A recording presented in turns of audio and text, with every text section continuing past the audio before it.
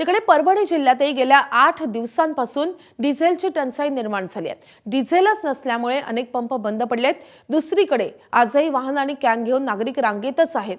त्यात आज तिसऱ्यांदा इंधन दरवाढ झाली आहे। दर वाढवले तरी डिझेल उपलब्ध करून द्या, अन्यथा आमच्या पेरण्या होणार नाहीत, अशी मागणी रात्रीपासून डिझेलसाठी रांगेत उभे असलेल्या परभणीतल्या शेतकऱ्यांनी केली आहे। दरवाढ आणि परभणीतील डिझेल टंचाईचा आढावा घेऊन नागरिकांशी संवाद साधलाय आमचे प्रतिनिधी पंकज क्षीरसागर यांनी। शासन सांगते शेतकऱ्याला द्या डिझेल द्या, पण कुणी द्यायचं आणि कुणी इथं आलो पंपावर आलो, थोडा वेळ चालले पंपाचं डिझेल संपलं म्हणाले तर गव्हर्नमेंटचं ह्याच्यावर काहीच नियंत्रण नाही।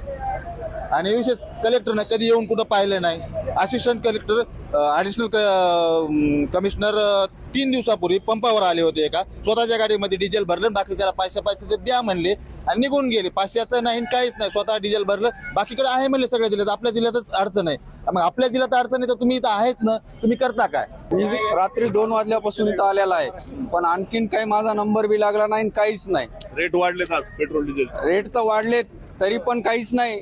शेतकरी आता ट्रॅक्टर रानामध्ये सोडून आलो मी, तरी पण हे एवढं हे चाललंय। म्हणणं एवढंच, शेतकऱ्यात जर केलं तर पेरण्या होतात, शेतकऱ्याला डिझेल तुम्ही दिलं तर पेरण्या होतात, नाही तर बैल राहिले नाहीत, कोणी हाणणार राहिलं नाहीत, प्युअर आता ट्रॅक्टरवरच धंदे झाले समजे। आणि आज जर तुम्ही शेतकऱ्याला नाही दिले, धंदे नाही झाले, तर उद्या पेरण्या कशा करायच्या?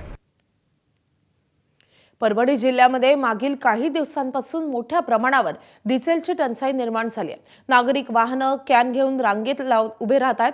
परभणीत 1.5 पटीनं इंधनाची मागणी वाढल्यानं ही गर्दी होत असल्याचं जिल्हाधिकाऱ्यांनी सांगितलंय। जिल्ह्यात पुरेसा साठा आहे, कुणीही साठेबाजी करू नये असं म्हणत साठेबाजांवर कारवाई करण्याचे आदेशही जिल्हाधिकारी संजय सिंह चव्हाण यांनी काढले आहेत। नेहमीपेक्षा 1.5 पट मागणी वाढली, त्यामुळे कुठेही साठा कमी नाही, पुरेसा साठा आहे। नागरिकांनी शेतकऱ्यांनी घाबरून जाऊन जास्तीत जास्त साठा करू नये। चुकीचा साठा केला तर त्याच्यावर सुद्धा आता आम्ही कारवाई करण्याची भूमिका घेतलेली आहे। त्यामुळे आपल्याला आवश्यक आहे तेवढ्या वाहनात आपल्या ट्रॅक्टरमध्ये आपण तो घेऊन गेलं तर हरकत नाही। अवांतर गरजेसाठी, अवांतर गोष्टीसाठी किंवा साठा करण्यासाठी पेट्रोल पंपावर रांगा लावण्याची आवश्यकता नाही। एबीपी माझा, उघडा डोळे बघा नीट।